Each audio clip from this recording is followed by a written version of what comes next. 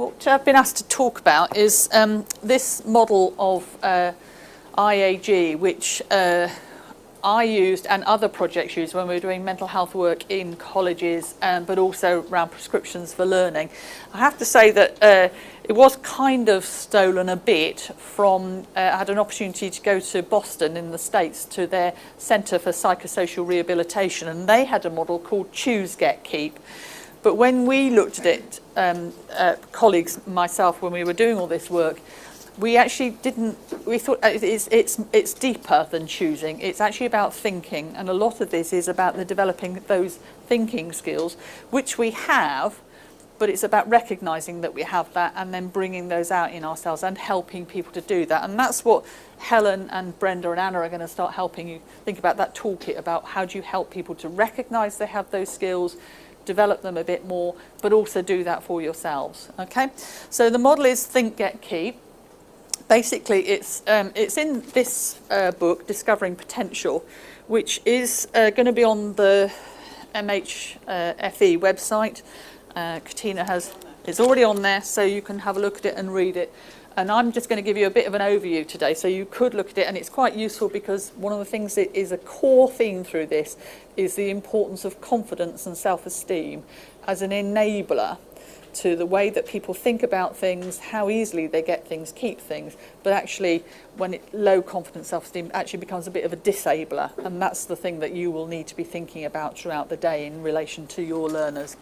But basically, putting it simply, you start with thinking when you first meet people about thinking, and that's about the questions that you're asking about. What is it you want to do? What have you done in the past? What are your dreams, aspirations? What are your strengths? But actually, what are the kind of barriers that you're facing and you feel challenged by? And you will know that for a lot of people that you work with, they often find it easier to put barriers in the way than to actually think about their strengths. And so some of this is about how do you enable people to recognise those barriers. They're often very subjective in themselves, and actually to help them come over there. So it's then thinking and that conversation that you have with people, and then moves to the getting stage. And this is often a much more practical stage where we start to look at what opportunities there and the realities of actually accessing learning. So the realities of walking in through a building for the first time, whether people have money to get to somewhere, or what are the travel arrangements, and all those sorts of practical details which become a barrier for people, particularly when people's kind of mental health and well-being is poor, and they struggle to do that. And then the important bit is actually to recognise that there is part of this model is the keep bit. And this is the bit we often kind of forget, because we think, okay, so we've identified what people want to do, we help them get onto courses, sorted. And actually for a lot of learners it's not really sorted at that stage, because actually this is when that they often maybe struggling with what they're learning, or for some learners actually when they start to do well they start to get frightened by that and start to think actually this is a bit scary, because it makes people change their whole sense of themselves, and so they're going through those different sort of processes.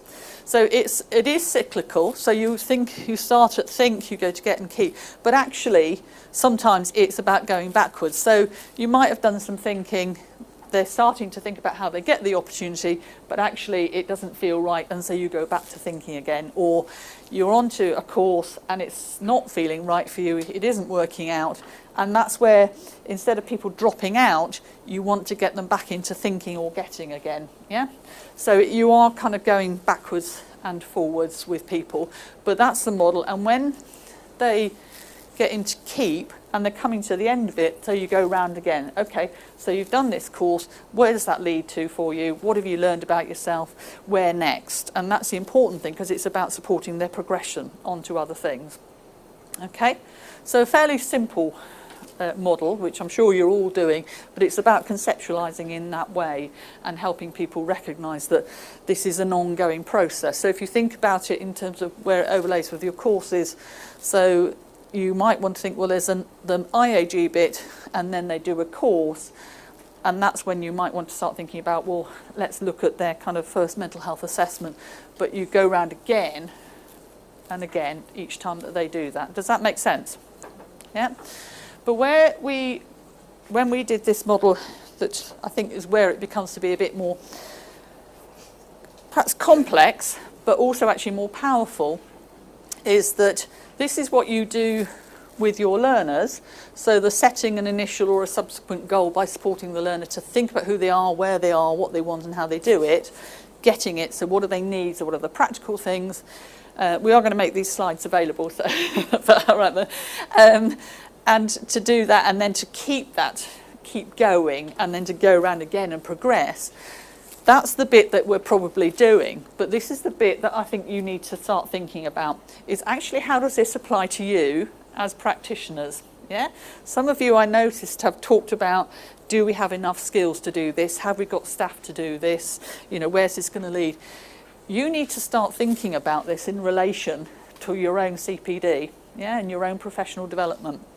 What is it, and this is what we want you to start reflecting upon today when you're looking at some of these techniques, what is it, and self-reflect about where are my skills, where are my strengths, what else do I need to develop, what are the things that might be preventing me from doing some of this work. And some of that might be actually, you know, your own anxieties about challenging people who have what you think are unrealistic expectations, or your anxieties about upsetting people perhaps, or whatever, or, you know, or actually sometimes you've, and I think this is kind of how I felt sometimes, is that when people opened up and they really talked about their lives and how that impacted on them, and, you know, what had happened to them to arrive at this stage in their life, that actually takes a drain on you. So some of that is about recognising yourself that, you know, am I switching off here? Is it affecting me, etc.? And is that affecting my judgment?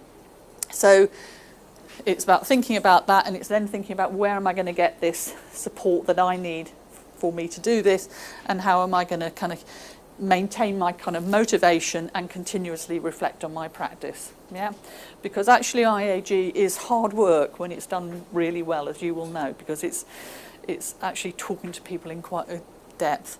But the other thing that we want you to do today, sorry, moving on before we do that, that's why throughout this exercise, you will do some exercises today where you are talking about your own career decision making, okay? Because as I said before, it's not them and us, it's all of us. So think about it today, think about what you are thinking and feeling as you go through some of these decisions, because actually that's the sorts of things that you're doing with your learners. Yeah. The other thing that we want you to think about is actually you can use this model to think about your projects, okay? So when you set up your projects, you were in that thinking stage. Yeah, that's the bid writing and the kind of initiation, isn't it, of your projects. So it's set up. You've got your initial delivery plan and your new partners, and then your kind of targets and performance indicators that you think, oh yeah, I think we're going to get this amount of learners, and we're going to do this, and we're going to do that. That was your thinking stage.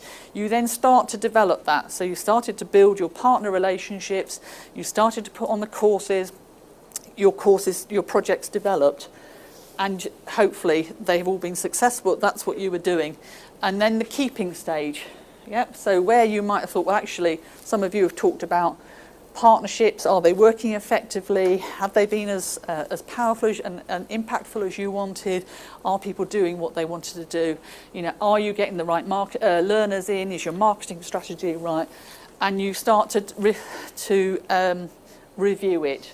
And this is a really key time, isn't it, as you're going into the second year, to kind of think about, to go back into your thinking stage. What has happened in your first year that you now go back into? So think about it almost like you've done a course and now you're going back in again and thinking, right, okay, what have we learned? What could we do a bit better? How could we improve this? Are there things we need to change? Okay, so that's why as you go through this, think about your SWOT analysis and think, actually, are there opportunities here that we could be exploiting? What are the threats to this? How do we need to overcome this? Where are our challenges and what are our strengths? Okay.